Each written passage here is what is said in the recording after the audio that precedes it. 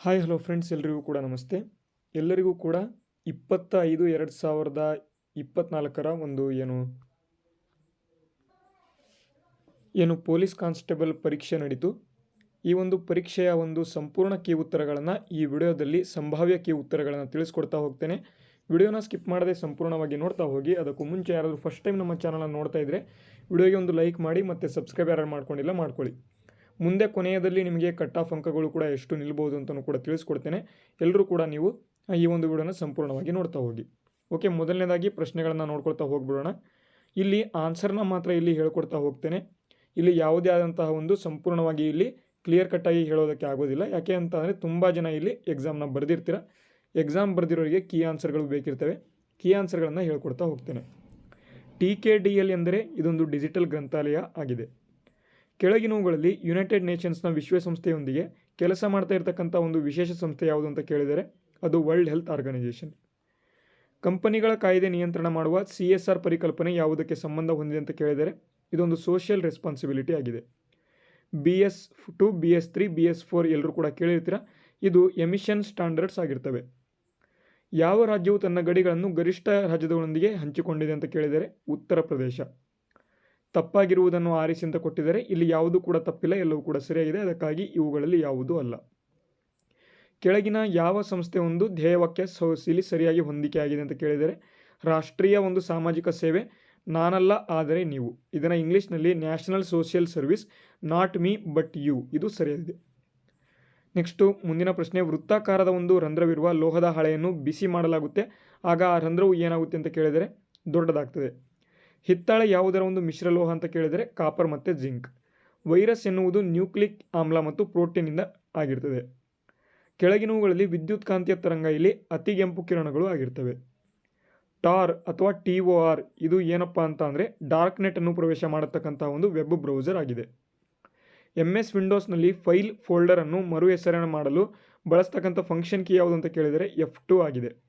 Baking soda ಅಂತ ಅಂದರೆ ಇಲ್ಲಿ ಏನು ಅಂತ ಕೇಳಿದರೆ ಸೋಡಿಯಂ ಬೈಕಾರ್ಬೋನೇಟ್. ಥಲಸ್ಸೇಮಿಯಾ ಇದು ರಕ್ತಕ್ಕೆ ಸಂಬಂಧಪಟ್ಟಿರ್ತಕ್ಕಂಥ ಒಂದು ಕಾಯಿಲೆ ಆಗಿರ್ತಕ್ಕಂಥದ್ದು, ಆಪ್ಷನ್ A. ಚಂದ್ರಯಾನ 3ಕ್ಕೆ ಸಂಬಂಧಪಟ್ಟಂತಹ ಲ್ಯಾಂಡರ್ ಮತ್ತು ರೋವರ್ ಯಾವುದಪ್ಪ ಅಂತಂದರೆ ವಿಕ್ರಮ್ ಮತ್ತು ಪ್ರಜ್ಞಾನ್. ಸರ್ CV ರಾಮನ್ ರವರು ನೊಬೆಲ್ ಪ್ರಶಸ್ತಿಯನ್ನು ಯಾವುದಕ್ಕೆ ಪಡೆದುಕೊಂಡರು ಅಂತಂದರೆ ಬೆಳಕಿನ ಒಂದು ಹರಡುವಿಕೆ. ಬೆಳಕು ಹೊರಸೂಸುವ ಒಂದು ಡಯೋಡ್ ಅಥವಾ ಲೈಟ್ ಎಮಿಟಿಂಗ್ ಡಯೋಡನ್ನು ಯಾವುದನ್ನು ಇಲ್ಲಿ ಪ್ರದರ್ಶನ ಮಾಡ್ತದೆ ಅಂತ ಇಲ್ಲಿ ಕೇಳಿದರೆ ವಿದ್ಯುತ್ ಶಕ್ತಿಯನ್ನು ಬೆಳಕಿನ ಶಕ್ತಿಯಾಗಿ ಕನ್ವರ್ಟ್ ಮಾಡ್ತದೆ. ಮಾರ್ಸ್ ಎಂತ ಅಥವಾ ಮಂಗಳ ಗ್ರಹದ ಮೇಲೆ ನಾಸಾ ನಿರ್ವಹಣೆ ಮಾಡ್ತಾ ಇರತಕ್ಕಂಥ ಒಂದು ಸ್ವಾಯತ್ತ ಹೆಲಿಕಾಪ್ಟರ್ ಹೆಸರು ಏನು ಅಂತ ಕೇಳಿದರೆ ಇದರ ಒಂದು ಹೆಸರು ಇಂಜೆನ್ಯೂಟಿ ಅಂತಕ್ಕಂಥದ್ದು. ನೆಕ್ಸ್ಟು ಕೆಳಗಿನವುಗಳಲ್ಲಿ ಯಾವ ರಾಜ್ಯ ವಿಧಾನ ಪರಿಷತ್ತು ಹೊಂದಿಲ್ಲ ಅಂತ ಕೇಳಿದರೆ ಮಧ್ಯಪ್ರದೇಶ ಹೊಂದಿಲ್ಲ. ಮಂತ್ರಿಮಂಡಲದ ಸದಸ್ಯರು ಸಾಮೂಹಿಕವಾಗಿ ಯಾವುದಕ್ಕೆ ಜವಾಬ್ದಾರರಾಗಿರ್ತಾರೆ ಅಂತಂದರೆ ಹೌಸ್ ಆಫ್ ದ ಪೀಪಲ್. ಸಂವಿಧಾನ ಸಭೆಯ ಒಂದು ಅಧ್ಯಕ್ಷರು ಯಾರಾಗಿದ್ದರು ಅಂತ ಕೇಳಿದರೆ ರಾಜೇಂದ್ರ ಪ್ರಸಾದ್.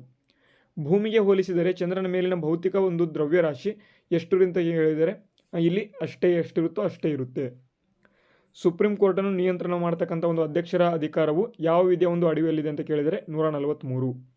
ಭಾರತದಲ್ಲಿ ರಾಜ್ಯದ ಗಡಿಗಳನ್ನು ಬದಲಾಯಿಸುವ ಅಧಿಕಾರವು ಯಾರ ಹತ್ತಿರ ಇದೆ ಅಂತ ಕೇಳಿದರೆ ಸಂಸತ್ತು. ಭಾರತೀಯ ಸ್ವಾತಂತ್ರ್ಯ ಕಾಯ್ದೆ ಬ್ರಿಟಿಷ್ ದೊರೆಗಳಿಂದ ರಾಜ್ಯ ಸಮ್ಮತಿಯನ್ನು ಯಾವಾಗ ಪಡೆಯಿತು ಅಂತ ಕೇಳಿದರೆ ಜುಲೈ 1947. ರಾಜ್ಯ ನೀತಿ ನಿರ್ದೇಶನ ಒಂದು ತತ್ವಗಳನ್ನು ಈ ಒಂದು ಲೇಖನದಲ್ಲಿ ಹೆಸರಿಸಲಾಗಿದೆ ಅಂತ ಕೇಳಿದರೆ 36ರಿಂದ 51. ಮತದಾನದ ಹಕ್ಕಿಗೆ ಸಂಬಂಧಪಟ್ಟಂತೆ 21 ವರ್ಷದಿಂದ 18 ವರ್ಷಕ್ಕೆ ಯಾವ ಒಂದು ತಿದ್ದುಪಡಿ ಮುಖಾಂತರ ಮಾಡಲಾಯಿತು ಅಂತ ಕೇಳಿದರೆ 61ನೇ ತಿದ್ದುಪಡಿ.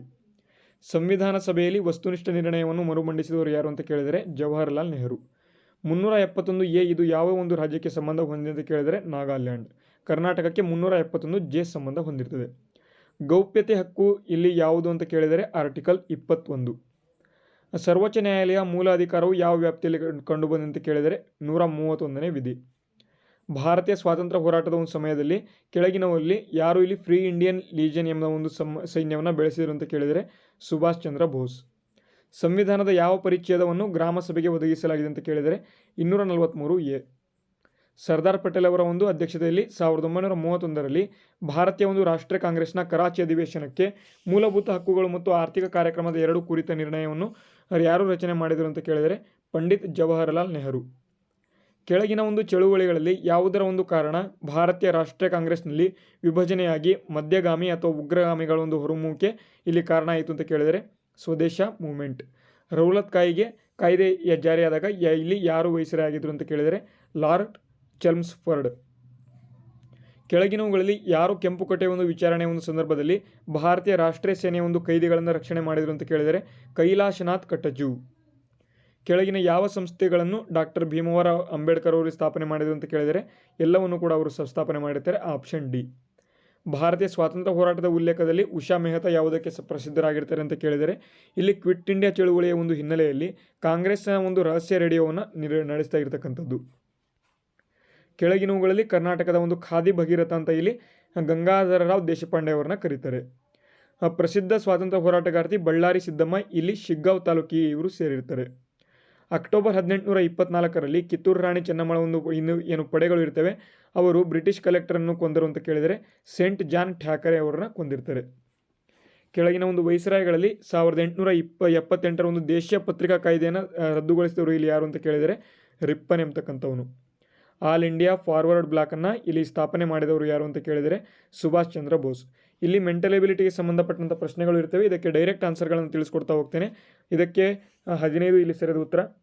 ಮುಂದಿನ ಪ್ರಶ್ನೆ, ಈಚಲು ಮರದ ಒಂದು ಚಳುವಳಿ ತುರುವನೂರು ಚಿತ್ರದುರ್ಗದಲ್ಲಿ ನಡೀತಿದೆ.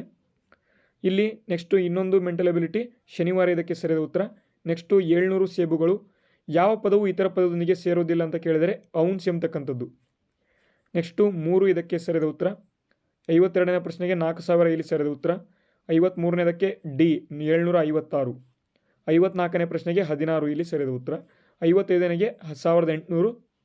56ನೇ ಪ್ರಶ್ನೆಗೆ 4.04%. ಅರ್ಥಶಾಸ್ತ್ರದಲ್ಲಿ GDP ಅಂತಂದರೆ ಏನು ಅಂತ ಕೇಳಿದರೆ ಗ್ರಾಸ್ ಡೊಮೆಸ್ಟಿಕ್ ಪ್ರಾಡಕ್ಟ್ ಅಂತ ಕರೀತಾರೆ. ನಮ್ಮ ಇಲ್ಲಿ ಮಹಾರತ್ನ ಅಥವಾ ಮಹಾರತ್ನ ಕಂಪನಿಗಳು ಎಷ್ಟಿದ್ದಾವೆ ಅಂತ ಕೇಳಿದರೆ 13 ಕಂಪನಿಗಳು ಇರ್ತವೆ. ಸೈಬರ್ ಅಪರಾಧಗಳನ್ನು ವರದಿ ಮಾಡಲು ಈ ಕೆಳಗಿನ ಯಾವ ಸಹಾಯವಾಣಿ ರಚನೆ ಮಾಡಲಾಗಿದೆ ಅಂತ ಕೇಳಿದರೆ 1930. ನೆಕ್ಸ್ಟು ಮೆಂಟಲ್ ಎಬಿಲಿಟಿ 100 ಇಲ್ಲಿ ಸರಿಯಾದ ಉತ್ತರ. ಪ್ರಸಕ್ತವಾಗಿ ನಂತರದ ಒಂದು ಪ್ರಕಟವಾದ ಪ್ರಸಿದ್ಧ ಭಾಷಣ ಅನಿಹಿಲೇಷನ್ ಆಫ್ ಕ್ಯಾಸ್ಟ್ ಬರೆದವರು ಯಾರು ಅಂತ ಕೇಳಿದರೆ ಡಾಕ್ಟರ್ BR ಅಂಬೇಡ್ಕರ್. ಕೆಳಗಿನ ಯಾವ ಪ್ರಾಧಿಕಾರವು ದೇಶದಲ್ಲಿ ವಿಮಾ ಕ್ಷೇತ್ರವನ್ನು ನಿಯಂತ್ರಣ ಮಾಡುತ್ತದೆ ಅಂತ ಕೇಳಿದರೆ IRDAI. ಮಾಹಿತಿ ಹಕ್ಕು ಕಾಯ್ದೆ ಯಾವ ವರ್ಷ ಜಾರಿಗೆ ಬಂದಿತ್ತು ಅಂತ ಕೇಳಿದರೆ 2005.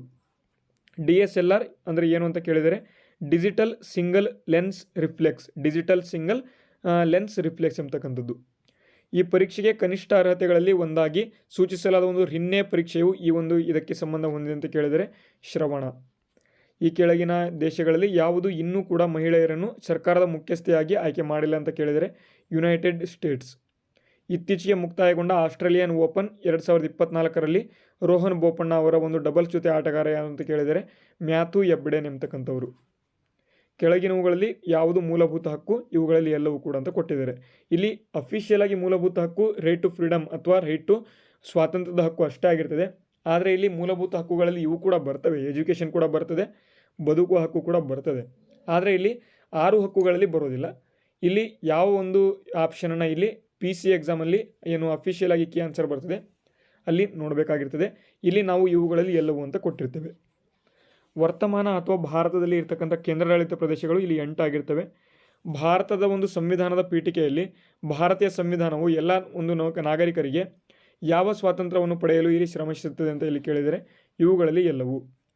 JN1 ಇದು ಯಾವುದಕ್ಕೆ ಸಂಬಂಧ ಹೊಂದಿದೆ ಅಂತ ಕೇಳಿದರೆ ಇದು ಯಾವುದು ಕೂಡ ಅಲ್ಲ. ಇದೊಂದು ಕೊರೋನಾ ವೇರಿಯಂಟ್ ಆಗಿರೋ ಕಾರಣದಿಂದಾಗಿ ಇಲ್ಲಿ ಆಪ್ಷನನ್ನು ಕೊಟ್ಟಿಲ್ಲ. ಆಪ್ಷನ್ ಡಿ ಸರಿಯಾದ ಉತ್ತರ. ಮೆಂಟಲ್ ಎಬಿಲಿಟಿ 242 ಸರಿಯಾದ ಉತ್ತರ. ನೆಕ್ಸ್ಟು ಇಲ್ಲಿ ಇದಕ್ಕೆ 70 ನಿಮಿಷಗಳು. ಭಾರತದ ಉಪರಾಷ್ಟ್ರಪತಿ ಯಾರು ಅಂತ ಕೇಳಿದರೆ ಜಗದೀಪ್ ಧನ್ಕರ್. ನೆಕ್ಸ್ಟು ಪೂರ್ವ ಇದಕ್ಕೆ ಸರಿಯಾದ ಉತ್ತರ. ಈ ಒಂದು ನಗರಗಳಲ್ಲಿ ವಿಮಾನ ನಿಲ್ದಾಣ ಹೊಂದಿಲ್ಲ ಅಂತ ಕೇಳಿದರೆ ಹಾಸನ ಹೊಂದಿಲ್ಲ. ನೆಕ್ಸ್ಟು 165 ಸರಿಯಾದ ಉತ್ತರ. ತೈಲ ಸಂಸ್ಕರಣಾಗಾರವು ಈ ಒಂದು ಕೆಳಗಿನ ಯಾವ ಒಂದು ನಗರದಲ್ಲಿದೆ ಅಂತ ಕೇಳಿದರೆ ಮಂಗಳೂರಿನಲ್ಲಿದೆ. ಧೋಬಿ, ಕ್ಷೌರಿಕ ಮತ್ತು ಚಮ್ಮಾರರು ಇದು ಟರ್ಷರಿ ಸೆಕ್ಟರ್ ಅವರಲ್ಲಿ ಬರ್ತಾರೆ. ಜೌಗು ಪ್ರದೇಶಗಳು ಮತ್ತು ಅವುಗಳು ಇರತಕ್ಕಂಥ ಜಿಲ್ಲೆಗಳನ್ನು ಪರಿಗಣಿಸಿ ಅಂತ ಕೊಟ್ಟಿದ್ದಾರೆ. ಅಘನಾಶಿನಿ ಗದಗದಲ್ಲಿ ಇರತಕ್ಕಂಥದ್ದು. ನೆಕ್ಸ್ಟು ಈ ಕೆಳಗಿನ ಯಾವ ಏಜೆನ್ಸಿಯು ರಸ್ತೆ ನಿರ್ಮಾಣದಲ್ಲಿ ಭಾಗಿಯಾಗಿಲ್ಲ ಅಂತ ಕೇಳಿದರೆ ಇವುಗಳಲ್ಲಿ ಯಾವುದೂ ಅಲ್ಲ. ಕೆಳಗಿನಲ್ಲಿ ಯಾವುದು ಇಲ್ಲಿ ಕರ್ನಾಟಕದ ರಾಷ್ಟ್ರೀಯ ಜಲಮಾರ್ಗ ಅಲ್ಲ ಅಂತ ಕೊಟ್ಟಿದ್ದಾರೆ ಹೇಮಾವತಿ. ಅಂಗ್ ಸೂ ಕೀ ಅಥವಾ ಅಂಗ್ ಸೂ ಕೀ ಏನಿದೆ ಇದು ಯಾವುದರ ಒಂದು ಮಾಜಿ ನಾಯಕಿ ಅಂತ ಕೊಟ್ಟಿದ್ದಾರೆ ಮ್ಯಾನ್ಮಾರ್. ಕೆಳಗಿನವುಗಳಲ್ಲಿ ಯಾವುದು ಸಮಭಾಜಕಕ್ಕೆ ಹತ್ತಿರದಲ್ಲಿದೆ ಅಂತ ಕೊಟ್ಟಿದ್ದಾರೆ ಮಾಲ್ಡೀವ್ಸ್ ಸರಿಯಾದ ಉತ್ತರ ಆಗಿದೆ. ವಿಮಾನಗಳು ಸಾಮಾನ್ಯವಾಗಿ ಯಾವುದರಲ್ಲಿ ಇಲ್ಲಿ ಪ್ರಯಾಣಿಸ್ತವೆ ಅಂತ ಕೊಟ್ಟಿದ್ದಾರೆ ಸ್ಟ್ರಾಟೋಸ್ಪಿಯರ್. ಡ್ಯಾಶ್ ಸರೋವರವು ಇಲ್ಲಿ ಭಾರತದ ಅತಿ ದೊಡ್ಡ ಒಂದು ಉಪ್ಪು ನೀರಿನ ಸರೋವರ ಅಂತ ಕೊಟ್ಟಿದ್ದಾರೆ ಚಿಲ್ಕಾ ಸರೋವರ. ಕೆಳಗಿನವುಗಳಲ್ಲಿ ಯಾವುದು ನೋಂದಾಯಿತ ಭೌಗೋಳಿಕ ಒಂದು ಸೂಚಕ ಟ್ಯಾಗ್ ಅನ್ನು ಹೊಂದಿಲ್ಲ ಅಂತ ಕೊಟ್ಟಿದ್ದಾರೆ. ಇವುಗಳಲ್ಲಿ ಯಾವುದೂ ಅಲ್ಲ. ತಪ್ಪಾಗಿರೋದನ್ನು ಆರಿಸಿ ಅಂತ ಕೊಟ್ಟಿದ್ದಾರೆ. ಸಾಕ್ಷಿ ಮಲ್ಲಿಕ್ ಫೆನ್ಸಿಂಗ್. ಇಲ್ಲಿ ಜನವರಿ 30 ಹುತಾತ್ಮರ ದಿನ ಇಲ್ಲಿ ಸರಿಯಾಗಿರುತ್ತೆ, ಅದಕ್ಕಾಗಿ ಆಪ್ಷನ್ ಡಿ ಸರಿಯಾದ ಉತ್ತರ. ಇಲ್ಲಿ ಕೆಳಗಿನವುಗಳಲ್ಲಿ ಮಾನವ ಅಭಿವೃದ್ಧಿ ಸೂಚ್ಯಂಕದ ಒಂದು ಅಂಶ ಅಲ್ಲ ಅಂತ ಕೊಟ್ಟಿದ್ದಾರೆ. ಕುಡಿಯುವ ನೀರು ಮತ್ತು ನೈರ್ಮಲ್ಯ. ಸೌರವ್ಯೂಹದಲ್ಲಿ ಇತರೆ ಗ್ರಹಗಳಿಗೆ ಹೋಲಿಸಿದರೆ ಯಾವ ಗ್ರಹವು ಅದರ ಒಂದು ಬದಿಯಲ್ಲಿ ತಿರುಗುತ್ತೆ ಅಂತ ಕೊಟ್ಟಿದ್ದಾರೆ. ಯುರೇನಸ್. ತಪ್ಪಾಗಿರೋದನ್ನು ಇಲ್ಲಿ ಆರಿಸಿ ಅಂತ ಕೊಟ್ಟಿದ್ದಾರೆ. ಇಲ್ಲಿ ಕ್ಯಾಟ್ ಇದೆ ನೋಡಿ, ಇದು IIT ಅಂತ ಕೊಟ್ಟಿದ್ದಾರೆ. IITಗೆ ಹೋಗೋದಕ್ಕೆ ಡೈರೆಕ್ಟಾಗಿ ಎಲ್ಲಿಂದ ಹೋಗ್ತಾರೆ ಅಂತ JEE ಬರೀತಾರೆ, ಜಾಯಿಂಟ್ ಎಂಟ್ರೆನ್ಸ್ ಎಕ್ಸಾಮ್ ಅಂತ. ಇಲ್ಲಿ ಕ್ಯಾಟ್ ಅಂತ ಅಂದರೆ MBAಗೆ ಹೋಗ್ತಾರೆ. ಇಲ್ಲಿ ಆಪ್ಷನ್ ಬಿ ಸರಿಯಾದ ಉತ್ತರ. ಸರಿಯಾದುದನ್ನು ಇಲ್ಲಿ ಆರಿಸಿ ಅಂತ ಕೊಟ್ಟಿದ್ದಾರೆ. ತಾಳವಾದ್ಯಗಳು, ತಾಳಗಳು. ದ್ರಾವಿಡ, ನಾಗರ ಮತ್ತು ವೇಸರ ಶೈಲಿಗಳು ಇವು ದೇವಾಲಯದ ಒಂದು ವಾಸ್ತುಶಿಲ್ಪ ಶೈಲಿಗಳು ಆಗಿರ್ತವೆ. ಹಲ್ವಾ ಸಮಾರಂಭವು ಇಲ್ಲಿ ಹಣಕಾಸು ಸಚಿವಾಲಯಕ್ಕೆ ಸಂಬಂಧ ಹೊಂದಿದೆ. ಮಲಕ್ಕಾ ಜಲಸಂಧಿ ಮಲೇಷ್ಯಾ ಮತ್ತು ಇಂಡೋನೇಷ್ಯಾದಲ್ಲಿ ಇರತಕ್ಕಂಥದ್ದು, ಅದಕ್ಕಾಗಿ ಅದರ ಒಂದು ನಡುವೆ ಇದೆ. ಅದಕ್ಕಾಗಿ ಇಲ್ಲಿ ಯಾವುದು ಸರಿಯಾಗಿದೆ ಅಂತ ಕೊಟ್ಟಿದ್ದಾರೆ. ಆಪ್ಷನ್ ಬಿ ಸರಿಯಾದ ಉತ್ತರ. ನಮ್ಮ ರಾಷ್ಟ್ರಧ್ವಜದಲ್ಲಿ ಎಷ್ಟು ಚಕ್ರದ ಒಂದು ಕೀಲುಗಳಿವೆ ಅಂತ ಕೊಟ್ಟಿದ್ದಾರೆ. 24 ಕೀಲುಗಳು ಇರ್ತವೆ. ಹಿಪೋಕ್ರೆಟಿಕ್ ಪ್ರಮಾಣ ಇಲ್ಲಿ ಯಾವ ಒಂದು ವೃತ್ತಿಯರಿಗೆ ಸಂಬಂಧ ಹೊಂದಿದೆ ಅಂತ ಕೊಟ್ಟಿದ್ದಾರೆ. ವೈದ್ಯರಿಗೆ ಸಂಬಂಧ ಹೊಂದಿದೆ. ಕೆಳಗಿನವುಗಳಲ್ಲಿ ಯಾವುದು ವ್ಯಾಪಾರದ ಸಾಮಾಜಿಕ ಜವಾಬ್ದಾರಿ ಅಂತ ಕೊಟ್ಟಿದ್ದಾರೆ. ಇವುಗಳಲ್ಲಿ ಎಲ್ಲವೂ. ಭಾರತದ ಅತ್ಯಂತ ಹಳೆಯ ಪರ್ವತಗಳು ಯಾವುವು ಅಂತ ಕೊಟ್ಟಿದ್ದಾರೆ. ಅರಾವಳಿ ಬೆಟ್ಟಗಳು. ಇವು ಇವತ್ತಿನ ಒಂದು ಕೀ ಆನ್ಸರ್ಗಳು. ನಿಮಗೆ ಎಲ್ಲರಿಗೂ ಕೂಡ ಗೊತ್ತಾಗಿದೆ ಅಂತ ಅಂದ್ಕೊಂಡಿದ್ದೇನೆ. ನಿಮ್ಮ ಒಂದು ಈ ಒಂದು ಉತ್ತರಗಳನ್ನು ನೋಡಿಕೊಂಡು ನಿಮ್ಮ ಒಂದು ಆನ್ಸರ್ ಅಥವಾ ಅಂಕಗಳು ಎಷ್ಟು ಬರ್ತಿವೆ ಎಲ್ಲರೂ ಕೂಡ ಕಮೆಂಟ್ ಬಾಕ್ಸ್ ಮೂಲಕ ತಿಳಿಸಿ. ಮುಂದೆ ಬರ್ತಕ್ಕಂಥ ವಿಡಿಯೋಗಳಲ್ಲಿ ನಿಮಗೆ ಕಟ್ ಆಫ್ ಅಂಕಗಳನ್ನು ಕೂಡ ತಿಳಿಸ್ಕೊಡ್ತಾ ಹೋಗ್ತೇನೆ. ಓಕೆ, ವಿಡಿಯೋನಲ್ಲಿ ಮುಗಿಸ್ತಾ ಇದ್ದೇನೆ. ಮುಂದಿನ ವಿಡಿಯೋದಲ್ಲಿ ಸಿಗೋಣ. ಅಲ್ಲಿಯವರೆಗೂ ಜೈ ಹಿಂದ್, ವಂದೇ ಮಾತರಂ.